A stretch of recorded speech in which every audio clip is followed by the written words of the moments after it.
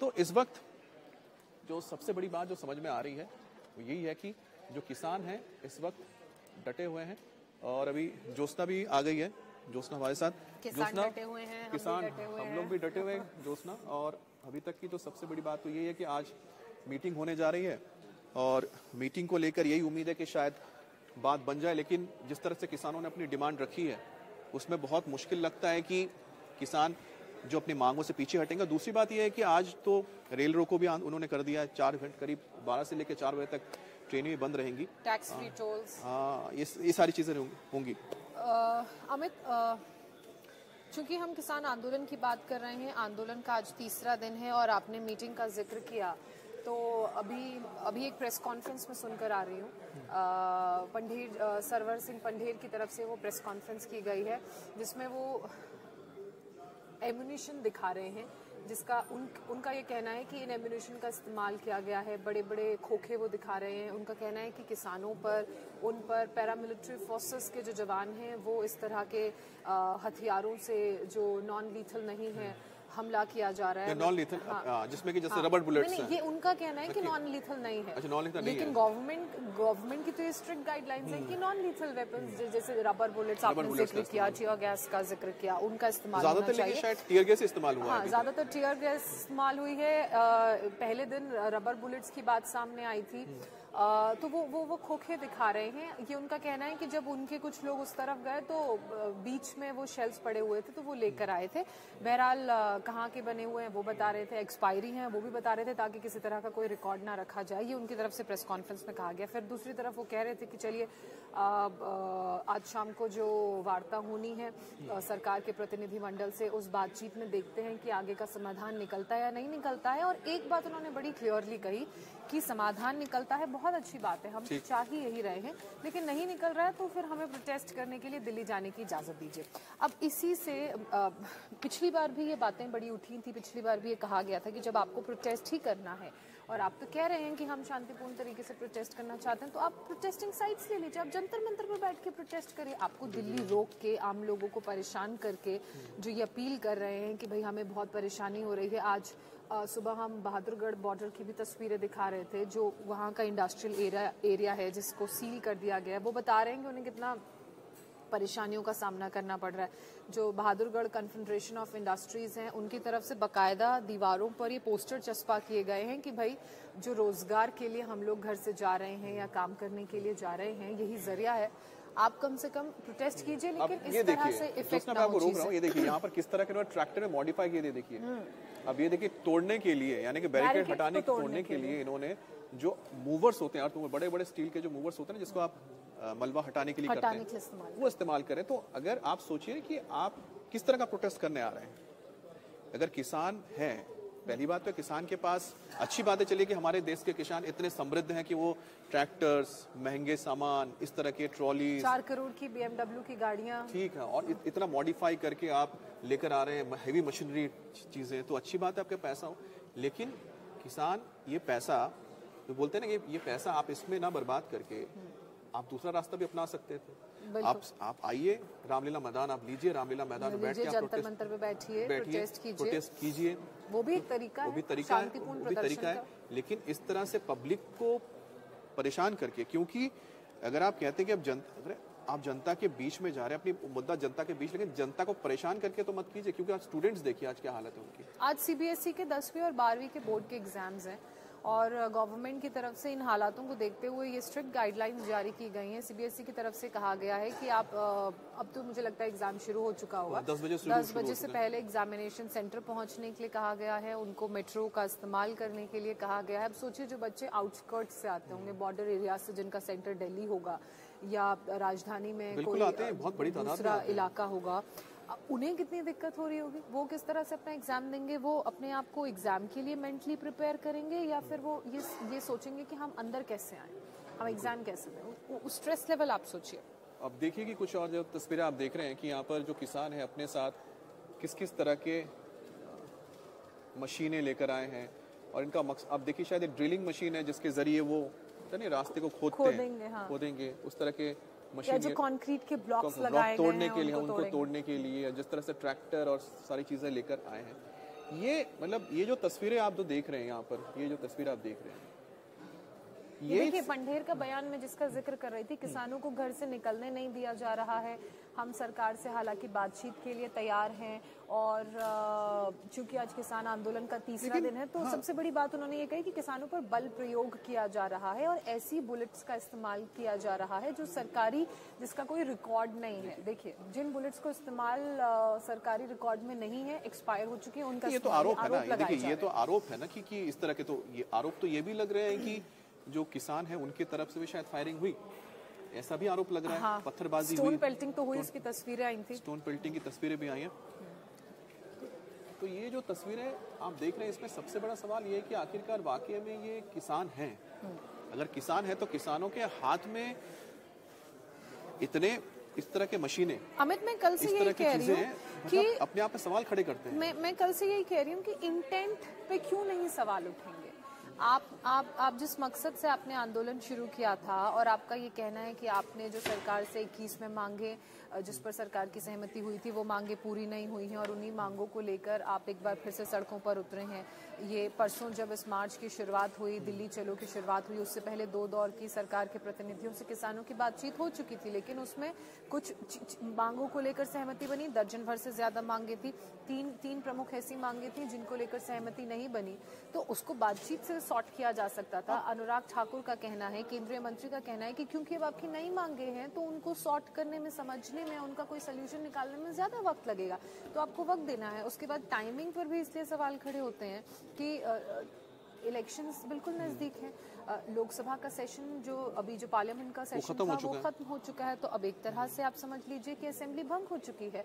फिर नए चुनावों की तारीखों का ऐलान होना है लोकसभा के, फिर उसके बाद चुनाव होंगे, उसके बाद कोई पार्टी जीत कर सत्ता में आएगी, सरकार बनाएगी, उस वक्त भी करते तो समझ आता, या फिर सेशन से पहले भी अगर इस तरह की बातें होती तो समझ आता। आप विंटर सेशन से पहले कर सकते थे, आपके पास मौका था कि आप बजट सेशन से पहले कर लेते, कम से कम बजट सेशन से पहले करते, तब भी इंटेंशन लगता कि ठीक है बजट सेशन आने वाला है, उससे पहले आप वो बात रखें, क्योंकि पूरा का पूरा जो मुद्दा ही है आपके फाइनेंस से आता है। अब जैसे फाइनेंस में आप सोचिए कि अगर एमएसपी की अगर बात हम कर रहे हैं, क्योंकि फिर से हम दोहराते हैं, जो एमएसपी है आपको अगर मिनिमम सपोर्ट प्राइस देना है, सोचिए हर क्रॉप पर आपको कैसे एक मिनिमम एमएसपी मिल पाएगा। अब जो 23 के 23 अगर आप क्रॉप है, अभी तो 23 क्रॉप्स है ना, 23 है, आप बोल रहे हैं हर किसी को उसमें डाल दीजिए।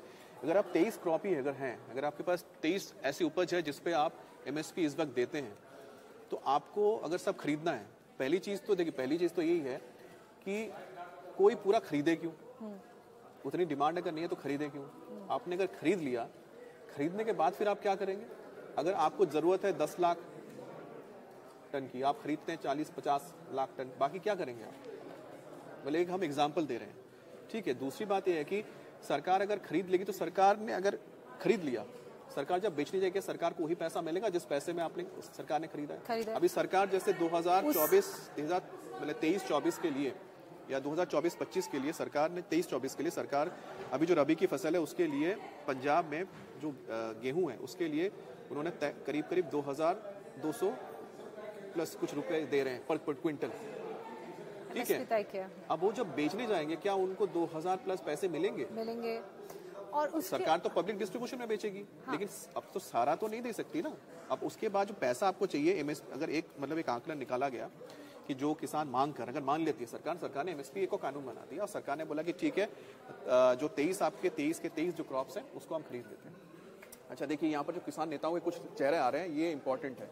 रणदीप सिंह मांग एक बहुत इंपॉर्टेंट चेहरा है, ठीक है, और आंदोलन को विपक्ष की लड़ाई कहने वाला शख्स तेजवीर सिंह है। तेजवीर सिंह ये रहा जो इस वक्त कांग्रेस के साथ नजर आ रहा है, जो मान है दीपेंद्र हुड्डा है, हुड्डा साहब के बेटे हैं। दीपेंद्र हुड्डा के साथ ही ये मान नजर आया था। आपको याद होगा ये चुनाव हार गए थे हुड्डा साहब भी और उनके बेटे भी, और उस वक्त किसान आंदोलन दिग्विजय सिंह के साथ भी नजर आ रहे हैं ये। हाँ देखिए दिग्विजय सिंह के साथ काउंटर पोलराइजेशन की बात जो कही जा रही है। ये जो पूरी तस्वीर इस वक्त हम देख रहे हैं, ये देखिए जो आप तस्वीर देख रहे हैं, ये वो किसान नेता है जो पहले सामने भले ही आपके ना सरबंस सिंह पंढेर या फिर जगजीत सिंह ढालेवाल के चेहरे हों, लेकिन पीछे से ये जो तमाम चेहरे हैं यही काम कर रहे हैं बिल्कुल। और इनका जो कनेक्शन है वो निकलकर सामने आ रहा है कि ठीक है। जो देखिए एक बात बिल्कुल क्लियर है कि आप किसानों का नाम लेके आप आंदोलन कर रहे हैं, लेकिन अगर आपकी पॉलिटिकल आपकी वो एक तरफा झुकाव है, उसमें कोई गलत नहीं है क्योंकि लोकतंत्र है, रखिए।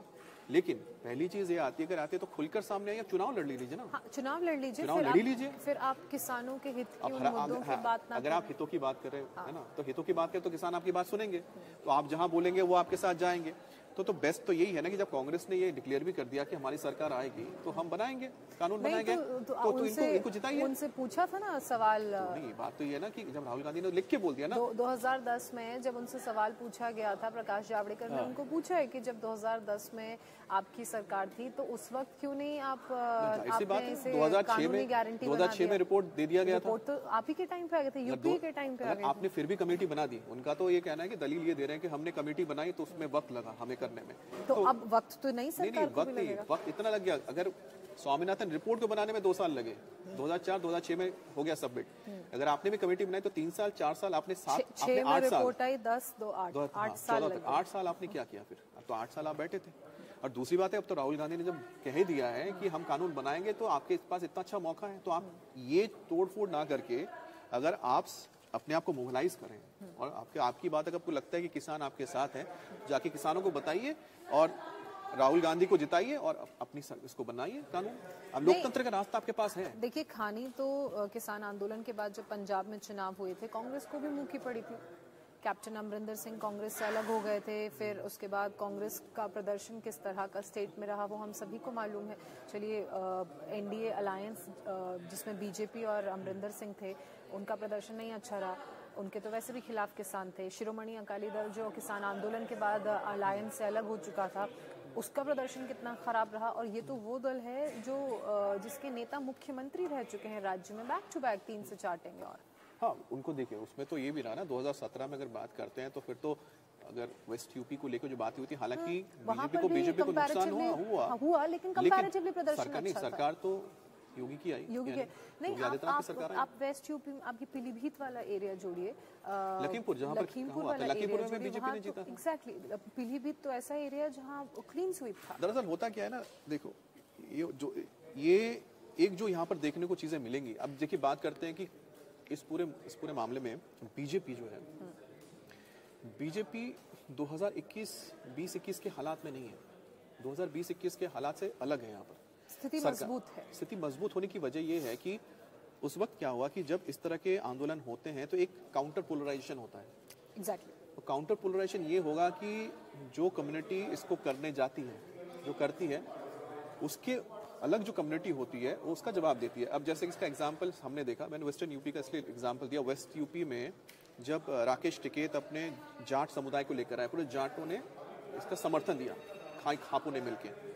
सबको लगा कि अब तो फिर वेस्टर्न यूपी पूरी तरह से स्वीप हो जाएगा, खत्म हो जाएगा, आरएलडी जीतेगी या फिर समाजवादी पार्टी आरएलडी चली जाएगी।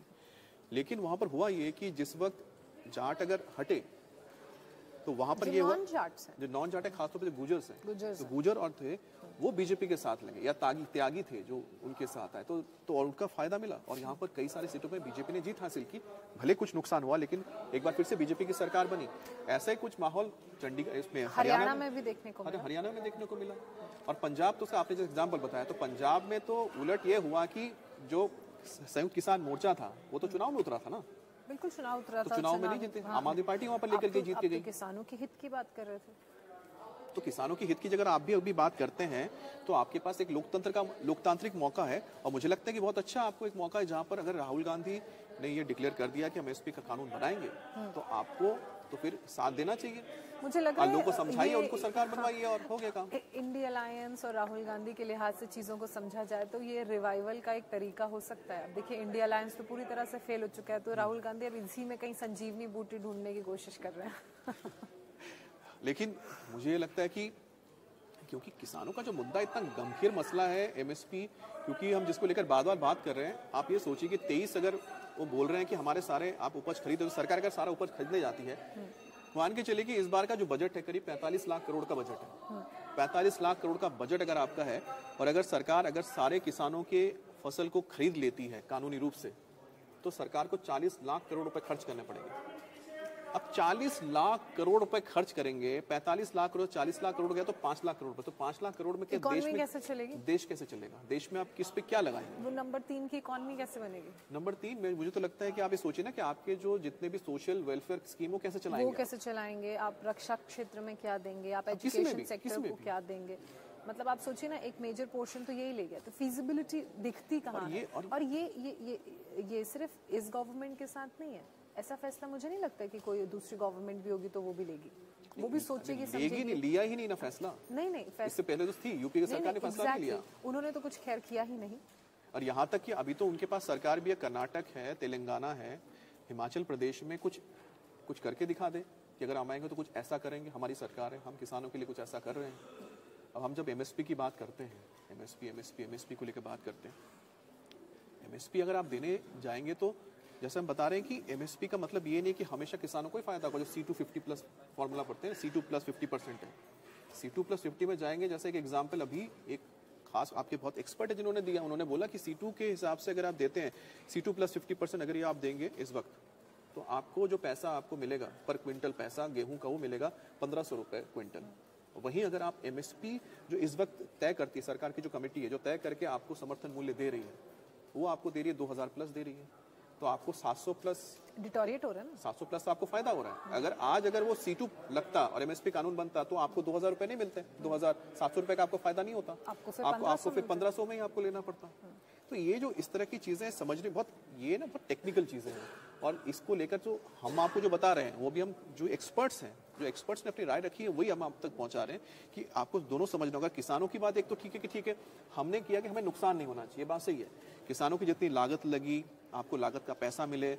अच्छा, आपकी फसल खराब हो जाती है, चलिए बाढ़ आई, इसमें बाढ़ में आ गया, कोई ना कुछ नेचुरल कैलामिटी कुछ खराब हुई, उसमें जो आपको मुआवजा मिलना चाहिए वो वक्त में आपको मुआवजा मिल जाए। जो किसान आपका जो बीमा होता है वो बीमा के पैसे आपको वक्त में मिले, ये बात सही है। आपने कुछ उपज की, ठीक है, आप उसको लेकर आ रहे हैं, आपकी फसल बर्बाद ना हो, सरकार खरीदे, ठीक है, लेकिन सरकार सब तो नहीं खरीद सकती। लेकिन उसके लिए जो एक मैकेनिज्म होता है कि कैसे आपको कुछ चीजें बदलनी पड़ेगी। डिमांड क्या है? देखिए, आज के वक्त में मैं और जरूरी नहीं कि मैं और आप गेहूं ही खाएंगे या चावल ही खाएंगे। जैसा कि आप बोल सकते हैं कि मैं कुछ और लेना पसंद करती हूँ, नाम भी कुछ और सीरियल्स बताइए, जैसे कि ज्वार, मोटा अनाज खा लेते हैं, हाँ, मोटा अनाज, रागी खा लेते हैं, ठीक है। इसी तरह से किसी को लगे कि कुछ और वो पसंद कर रहा है ना, अलग अलग चीजें। आजकल ओट्स लोग बहुत खाते हैं, तो ये जरूरी। अब डिमांड अगर आपको लग रहा है कि हाँ जी गेहूं का डिमांड गिर रहा है, इनकी डिमांड ऊपर आ रहा है, लेकिन आप फिर भी वही उगाए जा रहे हैं क्योंकि आपको पता है कि सरकार यही खरीदेगी। आपको मार्केट भी समझना पड़ेगा ना, सरकार को आपको लगता है सरकार ही खरीदेगी, तो आप क्या करें, आप ओवर प्रोडक्शन कर दे रहे हैं। सरकार तो अपना कोटा ही खरीदेगी ना। तो अगर आपको लगता है कि ये कोटा, अगर ये चीज अगर हटे, जितना डिमांड है डिमांड के हिसाब से सप्लाई करें, तो शायद हो सकता है किसानों को भी फायदा होगा। क्योंकि ये एक क्या कह सकते हैं कि काफी टेस्टेड नियम है, जिसमें अगर आप मार्केट के हिसाब से या डिमांड के हिसाब से चलते हैं तो आपको ज्यादा पैसा कमाते भी हैं। बहुत सिंपल इकोनॉमिक्स हो गई ना, जिस तरह की लोग कमाते हैं, अच्छा खासा ये पूरा डिमांड सप्लाई का एक न्यूट्रल बैलेंस्ड ग्राफ अगर रहेगा तो फिर आपको फाइनेंशियली भी उतना फायदा उसका मिलेगा। बिल्कुल, क्योंकि अलग अलग किसान संगठनों की बात की जा रही है, तो एक बार फिर से वो जो तमाम चेहरे जो इस आंदोलन को अपना समर्थन दे रहे हैं, या जो संयुक्त किसान मोर्चा की हम बात करें, जिसमें लगभग 37 छोटे बड़े किसान संगठनों का एक अम्ब्रेला ग्रुप है, या भारतीय किसान यूनियन की बात की जाए, या धनेर फ्रैक्शन के भारतीय किसान यूनियन की बात की जाए, ये जो तमाम संगठन हैं, एक सुर में इनकी राय सामने नहीं आ रही है। कोई एक संगठन कहता है या इनका जो संयुक्त मोर्चा कहता है कि हम सरकार से बातचीत करने के लिए तैयार हैं, फिर एक मोर्चा कहता है कि आपने स्टोन पेल्टिंग की, आपने किसानों के ऊपर आंसू गैस के गोले दागे, आपने उन पर पैरामिलिट्री फोर्सेस के लोगों ने उन्होंने अपने हथियारों से हमला किया, जो भी नॉन लीथल है। हम प्रोटेस्ट करेंगे, हम सड़कें बंद करेंगे, हम ट्रेन को रोकेंगे, हम टोल को फ्री कर देंगे। तो यहाँ पे भी एक सॉलिडारिटी नहीं दिख रही है, और इसलिए भी ये जो सॉलिडारिटी मिसिंग है, उस मिसिंग सॉलिडारिटी की वजह से भी बार बार इंटेंट पे सवाल उठ रहे हैं कि भाई इतना कंफ्यूजन क्यों है, ये अलग अलग ग्रुप्स अलग अलग बातें क्यों कर रहे हैं। अब आप देखिए, ये तो कल ही डिसाइड हो गया था कि आज शाम को 5 बजे एक मीटिंग होने वाली है, उस मीटिंग में बातचीत होगी, तो फिर वापस क्यों आज पुलिस को शेलिंग करनी पड़ी? क्योंकि आपकी तरफ से लोगों ने आगे बढ़ने की कोशिश की। आज भी शंभू बॉर्डर पर टीयर गैस छोड़ी गई है, उसका कारण ये है कि आपने आगे बढ़ने की कोशिश की, आपने बैरिकेड्स हटाने की कोशिश की। जब सारी चीज़ें, सारी बातें बैठकर एक राउंड टेबल डिस्कशन में एक कमरे में शांतिपूर्ण तरीके से बैठकर हो रही हैं, उस दिशा में बातें आगे बढ़ रही हैं, उस दिशा में चर्चा की बातें सामने आ रही हैं, तो फिर इस तरह का विरोध प्रदर्शन क्यों? फिर ये तो आपके इंटेंट पे अगेन सवाल उठाता है। या तो आप बात कर लीजिए या आप दिल्ली चले जाइए। बिल्कुल, और आज सिर्फ यही नहीं है, आज है 15 तारीख, कल यानी 16 तारीख को भारत बंद का ऐलान है, जिसमें रूरल एरियाज में बंद का ऐलान दिया है। अब ये देखना है कि इस बंद का असर क्या होता है। अगर ग्रामीण क्षेत्रों में तो वैसे भी देखना है कि कौन कौन से राज्य इस बंद में समर्थन देते हैं, वो भी एक देखने वाली चीज है। और देशव्यापी अगर बंद का ऐलान किया गया है और ये ग्रामीण क्षेत्रों में बंद का ऐलान किया है कि जो रूरल इकोनॉमी उसको पूरी तरह ठप कर दिया जाएगा। अब रूरल इकोनॉमी में देखना होगा कि कौन से एरियाज है, वैसे भी क्योंकि छोटे कस्बे जो होते हैं उससे बहुत छोटा ही रहता है, बहुत ज़्यादा वहाँ पर चीज़ें एक्टिविटीज़ कमी होती है, क्योंकि ज़्यादातर आपके जो एक्टिविटीज़ एग्रेरियन यानी कि कृषि प्रधान पूरी की पूरी वहाँ पर अर्थव्यवस्था होती है। तो अब ये भी देखना होगा कि वहाँ पर किसान क्या तय करते हैं, और इससे कहीं ना कहीं इसकी जो इस आंदोलन की है उसकी जड़ कहाँ तक है वो भी क्लियर हो जाएगा। लेकिन जिस तरह से इस पूरे आंदोलन में एक बिखराव नजर आया, क्योंकि संयुक्त किसान मोर्चा जिसने पिछली बार लीड किया था उसके बड़े बड़े नामों का ना होना, हालांकि आज कुछ चाहे वो चरोनी हो या फिर ठीक है, तो इन लोगों ने समर्थन दिया है, जो बंद कॉल किया गया है कल उसको समर्थन दिया है। फिर आज की जो ट्रेन को लेकर आपको देखना पड़ेगा ना, आंदोलन को समर्थन दे रहे हैं या आंदोलन में किसी एक मूवमेंट को समर्थन दे रहे हैं। किसी एक, उन्होंने तो सिर्फ ये कहा कि भाई जो टीयर गैसेस छोड़े गए थे किसानों के ऊपर उसका हम विरोध करते हैं, ठीक है। जैसे कि कल 16 तारीख को एक बंद का ऐलान किया गया, उसका वो समर्थन करते। लेकिन वो नेता अभी तक निकल कर आए नहीं। उससे भी बड़ी बात है कि जो खाप है या फिर हरियाणा और वेस्टर्न यूपी में जिस तरह से खापों ने समर्थन दिया था, वैसा कुछ भी अभी तक आया नहीं है। तो किसानों को लेकर तो हम लगातार बात कर ही रहे हैं, लेकिन मुझे लगता है कि अब वक्त हो चला है कि हम थोड़े से और टॉपिक्स भी इसमें जोड़ें, क्योंकि चुनाव मंच है ज्योत्सना, और चुनाव मंच में हमारे लिए है कि हम चुनाव मंच के एक और अहम जो राज्यसभा वाली खबर की बात कर रहे हैं, हम राज्यसभा भी बात करेंगे। राज्यसभा के साथ साथ राज्यसभा में कीजिए, हम भी राज्यसभा के साथ जो राज्य में बदलाव हो रहे हैं उसकी भी बात करेंगे। तो आप राज्यसभा के बारे में बात करें तो उसमें तो राज्यसभा में तो आपको पता ही है कि सोनिया गांधी जो है इस बार रायबरेली से चुनाव नहीं लड़ेंगी। राजस्थान से रुख कर लिया है उन्होंने, नॉमिनेशन भी फाइल कर दिया है, तो राजस्थान से वो आने वाली हैं। और राज्यसभा की जो बातें हैं जरा आप बताइए फिर किस राज्य में क्या क्या हाल है। देखिए 56 ऐसी सीटें हैं, 56 सीटों के लिए कैंडिडेट्स के नामों को अनाउंस कर दिया गया है। लोकसभा से पहले दरअसल राज्यसभा के ये चुनाव हो रहे हैं, और इसमें सबसे दिलचस्प बात यह है कि जो कैंडिडेट्स हैं, बीजेपी की तरफ से 28 कैंडिडेट्स मैदान में हैं, कांग्रेस की तरफ से 10, टीएमसी की तरफ से 4, और ऐसी जो बाकी दूसरी पार्टियां हैं, इंडी गठबंधन को अगर हम कोलैबोरेट करके बोल लें तो 10 और 19, और जो बाकी दूसरी पार्टियां हैं उनके 6 उम्मीदवारों को मैदान में उतारा है। तो सबसे पहले कांग्रेस की ही बात कर लेते हैं।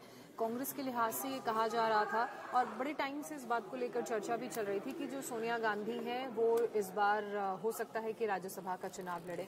फिर बात सामने आई कि तेलंगाना की तरफ से उन्हें ऑफर किया गया है, लेकिन तेलंगाना में उन्हें चुनाव लड़ना पड़ेगा इस लिहाज से कि वहाँ पे लोकसभा की सीट है, राज्यसभा की सीट उन्हें नहीं ऑफर हुई थी। फिर कर्नाटक से भी बात सामने आई, तो फिर कर्नाटक क्लियर हो गया था। लेकिन बात यह आ रही थी कि इसमें ये क्लियर नहीं हो रहा था कि इतने बॉन्ड्स तो बिगड़े, लेकिन कौन किसको बॉन्ड दे रहा है। आखिरकार आरटीआई जो है ना, आरटीआई में ये खुलासा होना चाहिए कि आखिरकार की इंफॉर्मेशन ये चाहिए कि कौन किसको कितना पैसा दे रहा है। मुझे लगता है शायद एक ऐसा ये क्लॉज है, जो एक क्लॉज, इसका क्लॉज को लेके कई बार सवाल उठे थे, उसी क्लॉज को यहाँ पर हाईलाइट किया गया। चुनावी बॉन्ड सिस्टम में पारदर्शिता नहीं है। देखिए सुप्रीम कोर्ट ने ही कहा ना, पारदर्शिता नहीं है, और चंदा कहां से मिला लोगों को जानने का अधिकार ये कहना है, और कैश कराया तो एसबीआई को वापस करे। तो कुल मिलाकर देखिए एक ही पॉइंट है जिस पर इस बॉन्ड को लेकर सरकार ने सुप्रीम कोर्ट ने अपने राय दी है। उनका कहना है कि ये ट्रांसपेरेंट नहीं है, पारदर्शी नहीं है, और लोगों के पास जिस पर्पस से लाया गया था वो पर्पस सॉर्ट नहीं हो रहा है। नहीं, पर्पस अब दो चीजें हैं। पर्पस एक था कि इसमें कैश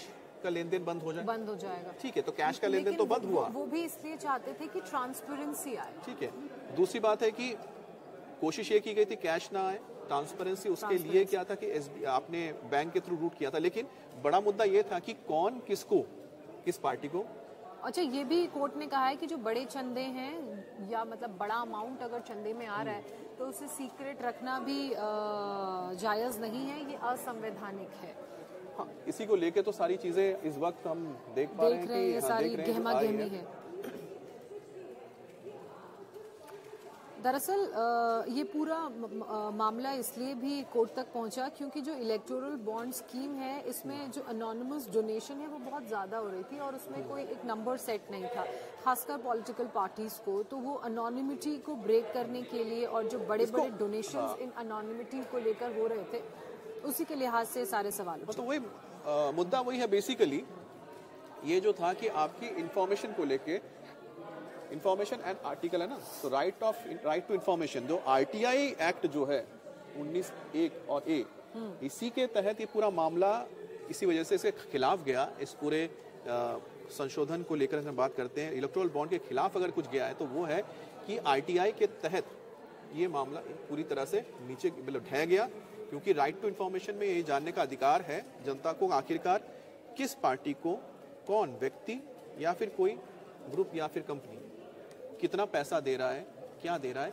ये जो मुद्दा है ये सामने आना चाहिए। और राजनीतिक दल बताएं, अब मुश्किल होगी, हर किसी को बताना पड़ेगा कि किसको कहां से कितना चंदा मिला है।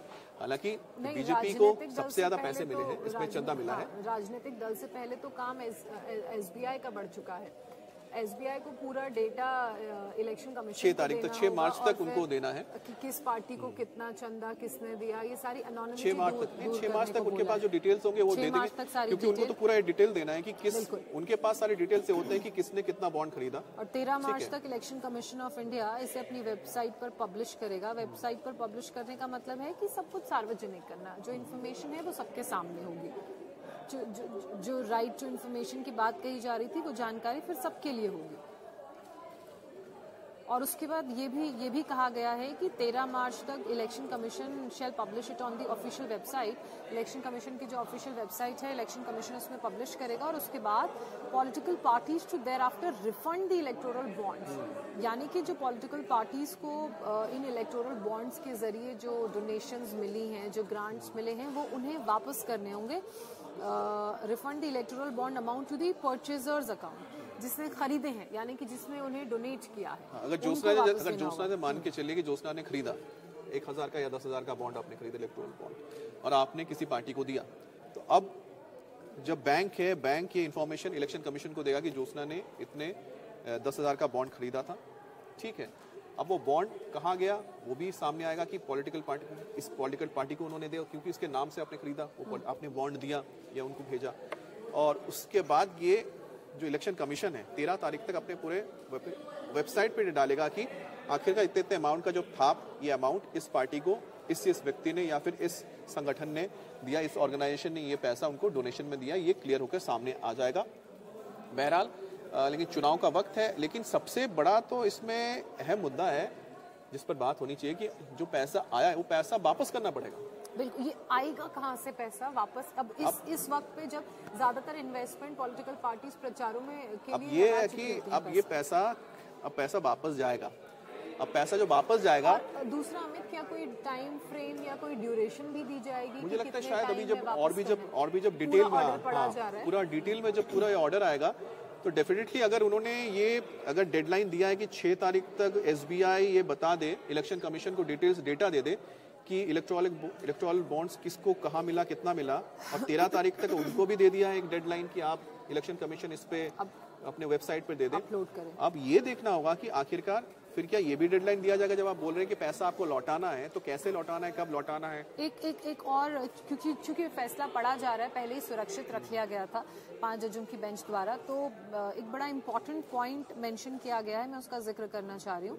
देयर वर 2 जजमेंट्स, 2 जजमेंट थे। एक को सीजेआई डीवाई चंद्रचूड़ की तरफ से दिया गया था और जो दूसरा जजमेंट है वो इन्हीं की बेंच में, जो 5 जजों की बेंच है, बेंच में जस्टिस संजीव खन्ना की तरफ से दिया था। एंड बोथ वर कनकरिंग, मतलब सहमत, दोनों में सहमति थी।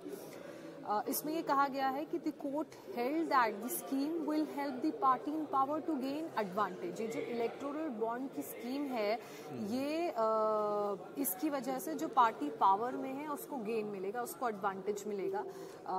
साथ ही इसमें इस बात का भी जिक्र है कि जो इकोनॉमिक इनइक्वालिटी है पार्टीज के बीच में, जो नॉर्मल इकोनॉमिक इनइक्वालिटी की बात की है, economic inequality leads to differing level of political engagements. Economic क्योंकि किसी पार्टी के पास ज्यादा पैसे हैं तो फाइनेंशियली वो ज्यादा फिर आपके प्रमोशन करेंगे, कैंपेन्स करते हैं उस हिसाब से। जिनके पास कम है तो उनको दिक्कत आती है। Then access to information leads to influencing the policy making, और इससे आपकी जो पॉलिसी मेकिंग है उस पर भी प्रभाव पड़ेगा क्योंकि आपके पास इंफॉर्मेशन की एक्सेस ज्यादा होगी। उसके बाद ये भी कहा गया है कि also leading to quid pro quo arrangements. नहीं, लेकिन अब इसके लिए इंतजार ही करना पड़ेगा कि सुप्रीम कोर्ट का ये फैसला आया है, सुप्रीम कोर्ट ने कर दिया है। लेकिन अब ये देखना है कि ये तो काफी हद तक कानून के जो कानूनी सलाह जो जानते हैं, कानूनी जानकार हैं, वो बताएंगे इसमें क्या हो सकता है। लेकिन अब सबसे बड़ी बात होगी सरकार का इस पे क्या कदम होता है ये देखना होगा, सरकार इस पर क्या कदम लेती है, क्योंकि ये सरकार का फैसला था, मौजूदा सरकार का फैसला था कि इलेक्टोरल बॉन्ड्स लाया जाए और जो कैश कंपोनेंट है चंदा देने में पॉलिटिकल पार्टीज को, उसको खत्म किया जाए। बहरहाल उसमें तो एक कामयाबी ये मिलेगी, आपने पूरा का पूरा कैश सिस्टम को खत्म करके आपने बॉन्ड्स क्रिएट कर दिया और बॉन्ड्स को आपने बैंकों के जरिए रूट कर दिया।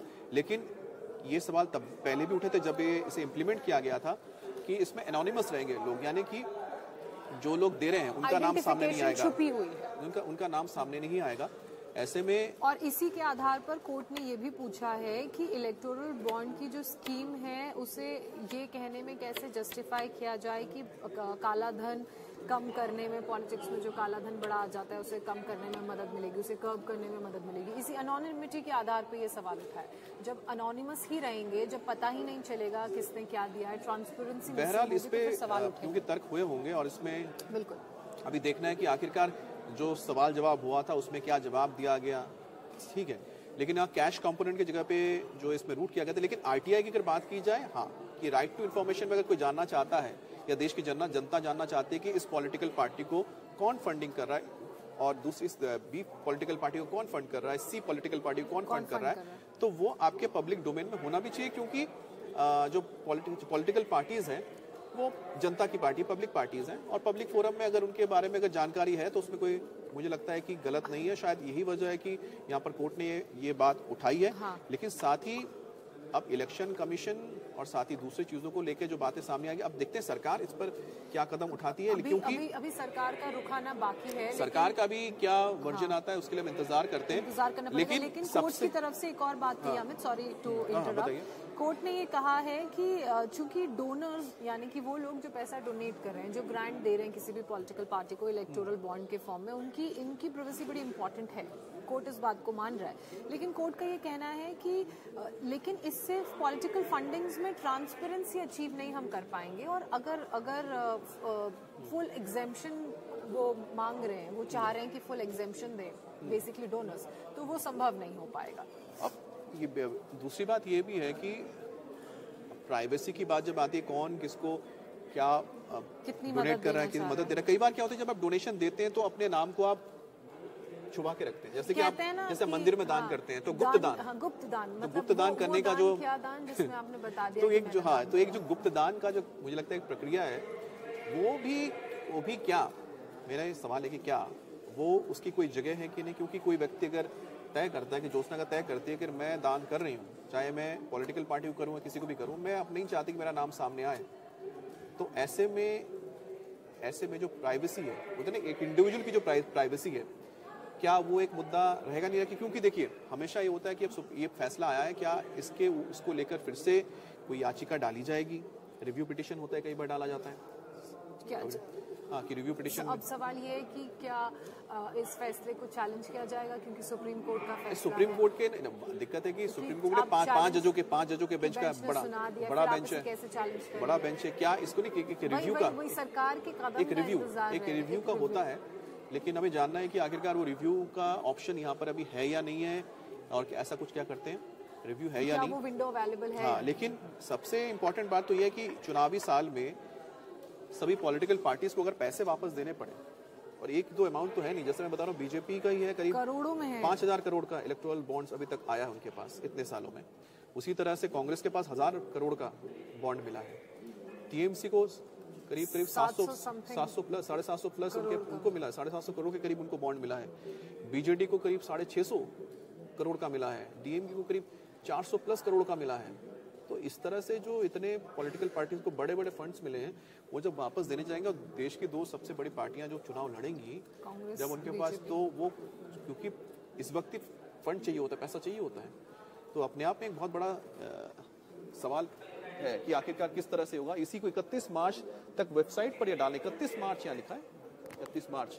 अच्छा ठीक है, दो अलग अलग जगहों पे कहीं पर 31 मार्च तक, 6 मार्च तक उन्होंने दिया है और 31 मार्च तक यहाँ पर देना होगा। एसबीआई को 2019 में मिले बॉन्ड की, अच्छा एसबीआई को 2019 में मिले बॉन्ड की जानकारी, पर्टिकुलर ईयर के बॉन्ड की जानकारी। हाँ, तो यानी कि वो अमाउंट कम हो जाएगा फिर जितने पार्टीज को जो मिले हैं, क्योंकि अभी तक मैं जो फिगर बता रहा हूँ वो 2017 से लेकर 2022 तक, हाँ जब से आया है उसके बाद से उसके 22 तक हमने बता रहे हैं। 2023 तो अभी भी गया है, तो 2022 तक देखा है तो इतना मोटा है, तो कुल मिलाकर 2019 तक की चीजों को उन्हें बताना पड़ेगा 2019 तक कितना आया है। तो 2019 तक पार्टीज को कितना फंड मिला है, एसबीआई को इसकी पूरी जानकारी देनी होगी इसी को इलेक्शन कमीशन को।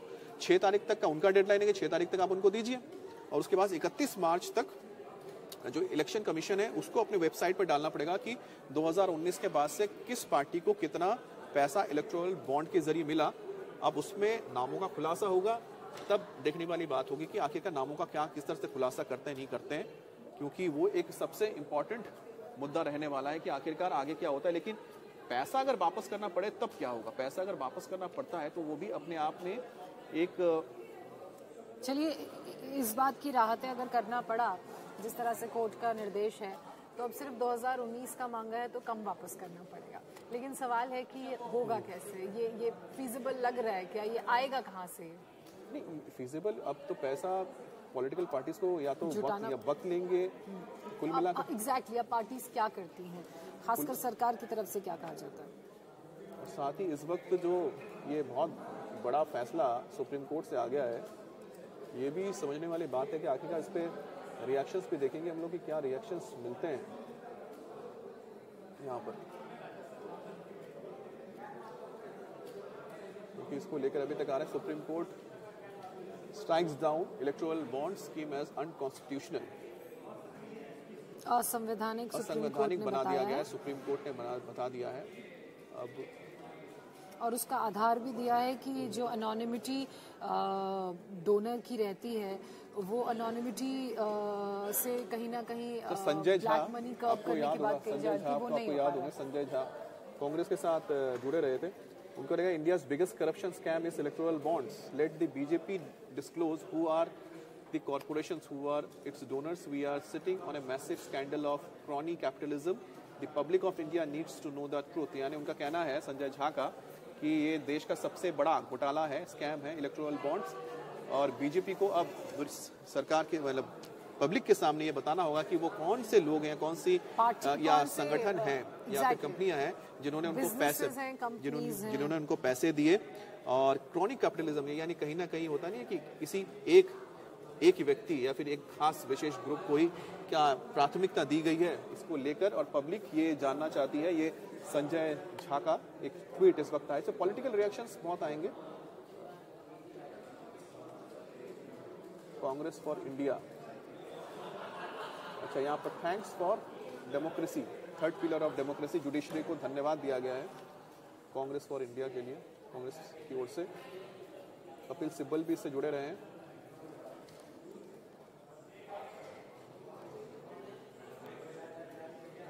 कुछ यहाँ पर अलग लैंग्वेजेस में है। Supreme court held that electoral bond scheme due to its anonymous nature is violation of right to information act speech। तो इसी वजह से इनको कॉन्स्टिट्यूशन अगर कहा गया होगा तो उसकी सबसे बड़ी वजह एक ही रही होगी कि वो आरटीआई यानी राइट टू इंफॉर्मेशन जो एक्ट है उसके तहत इसमें चीजों को एनोनिमस रखना, लोगों से लोगों तक इंफॉर्मेशन ना देना, इसी वजह असंवैधानिक इसको करार दिया गया। ट्रांसपेरेंसी ना पहुंचना, जो बड़े चंदे खासकर जो बड़े डोनेशंस पॉलिटिकल पार्टीज को हो रहे हैं उनकी जानकारी ना मिलना, और किस पार्टी के पास कितना फंड है, किसने फंड भेजा, उसकी जानकारी ना मिलना, वो ये तमाम ऐसे कंसर्न पॉइंट्स हैं जिन पर कोर्ट ने भी अपनी बातें कही हैं और इसे असंवैधानिक अनकॉन्स्टिट्यूशनल करार दिया है। और उसके साथ ही कोर्ट ने तमाम निर्देश दिए हैं। कोर्ट की तरफ से स्टेट बैंक ऑफ इंडिया को निर्देश दिया गया है कि आप 2019 में जितने भी इलेक्टोरल बॉन्ड्स खरीदे गए और किन पार्टीज को कितना फंड गया उसकी डिटेल आप इलेक्शन कमीशन ऑफ इंडिया को दीजिए 6 तारीख से पहले, 6 मार्च से पहले। इलेक्शन कमीशन ऑफ इंडिया को ये निर्देश दिया गया है कि आप अपनी वेबसाइट पर ये सारी इन्फॉर्मेशन सार्वजनिक कीजिए, क्योंकि ये मामला राइट टू इन्फॉर्मेशन का है, ट्रांसपेरेंसी का है। और साथ ही पॉलिटिकल पार्टीज को ये निर्देश दिए गए हैं कि आपने 2019 में जितने भी बॉन्ड्स, इलेक्टोरल बॉन्ड्स के थ्रू पैसा रिसीव किया है वो आप उन रिस्पेक्टिव बिजनेसेस को, ग्रुप्स को, जहां से भी आपके पास या फिर इंडिविजुअल्स होंगे, या इंडिविजुअल्स को जहां से आपके पास वो चंदा आया है वो पैसा वापस करें। लेकिन ये एक पहलू है। अब इसका दूसरा पहलू ये है कि पार्टीज की तरफ से क्या रिस्पॉन्स आता है, खासकर अगर सरकार की हम बात करें तो सरकार की तरफ से क्या रिस्पॉन्स आता है। प्रशांत भूषण का एक ट्वीट सामने आया है। और साथ ही अगर आपको लगता है कि इलेक्टोरल बॉन्ड्स क्या है, एक बार हम आपको फिर से बता देते हैं। देखिए, इलेक्टोरल बॉन्ड्स क्या है कि अगर जो भी पार्टी को चंदा देना चाहते हैं, 2017 से पहले जब ये नहीं आया था, लगा लीजिए, क्योंकि 2017 के आसपास से इसकी शुरुआत हुई थी, या 2015 से इसकी जब शुरुआत हुई इलेक्टोरल बॉन्ड्स की, उससे पहले इलेक्टोरल बॉन्ड से पहले कैश दिया जाता था। कैश आप देते थे पॉलिटिकल पार्टीज को। अगर 20,000 जो है, 20,000 तक अगर आप दे रहे हैं तो कोई भी नहीं बताएगा कि आखिरकार पैसा कहाँ से आया, किसने दिया। लेकिन 20,000 से ज़्यादा अगर आप दे रहे हैं किसी पॉलिटिकल पार्टी को, तो फिर उसके बारे में जानकारी देनी पड़ती थी जो पॉलिटिकल पार्टी होती थी उसको। उसके बाद जब इलेक्टोरल बॉन्ड्स आए तो उसने पूरे कैश कंपोनेंट को खत्म कर दिया। उसने कहा कि आप बैंक में जाइए, बैंक को पैसा दीजिए, आप 1,000, 10,000, 1 लाख, 10 लाख और 1 करोड़ कि आप बॉन्ड्स खरीदें, उसके बाद इसको आप पॉलिटिकल पार्टीज को दे दीजिए। पॉलिटिकल पार्टीज को वो चला जाता था। पॉलिटिकल पार्टीज के पास 15 दिन का वक्त होता था कि 15 दिन के अंदर उसको आप अपने अकाउंट में ही कैश करवा लीजिए। और अगर आप नहीं करवाते, ऐसी स्थिति में वो 15 दिन तक नहीं गया तो फिर वो पैसा ट्रांसफर हो जाता था, प्राइम मिनिस्टर रिलीफ फंड में चला जाता था। अब इसका जो मकसद उस वक्त बताया गया था, अरुण जेटली उस दौरान थे, अरुण जेटली ने बताया था कि इसके जरिए आप जो कैश और कैश के जरिए जो एक कह सकते हैं कि कहीं ना कहीं भ्रष्टाचार या फिर ब्लैक मनी को वाइट करने का जरिया बना था पॉलिटिकल पार्टीज कि आप कैश जो लाते थे, कैश आपने डंप कर दिया पॉलिटिकल पार्टीज को, तो वो आखिरकार ये बंद हो गया। और इसके जरिए क्योंकि और ज्यादा ट्रांसपेरेंसी इस हिसाब से आ गई कि भाई बैंक के जरिए आ रहा है, बैंक के जरिए बैंक के पास रिकॉर्ड है। लेकिन यहाँ पर जो सबसे बड़ा आज जो पॉइंट उठाया गया वो एनोनिमिटी का और साथ ही आरटीआई का। एक ही आरटीआई, क्योंकि एनोनिमिटी रखी गई इसलिए तो आरटीआई में नहीं बताया जा रहा कि भाई इसका मकसद ये है कि हम नहीं बताएंगे क्योंकि एनोनिमिटी रखी गई है। तो उनका एक अगर उन्होंने बोला कि भाई राइट टू इन्फॉर्मेशन एक्ट के तहत आपको बताना पड़ेगा, इसी वजह से आपका जो लॉ ये अनकॉन्स्टिट्यूशनल है, ये बात। और एडवोकेट प्रशांत भूषण भी यही बात कह रहे हैं, जो 5 जजों की पीठ का फैसला सामने है, वो बता रहे हैं कि सुप्रीम कोर्ट ने इसे स्ट्रक डाउन कर दिया है। सुप्रीम कोर्ट ने इलेक्टोरल बॉन्ड्स की जो स्कीम्स हैं, सारे प्रोविजंस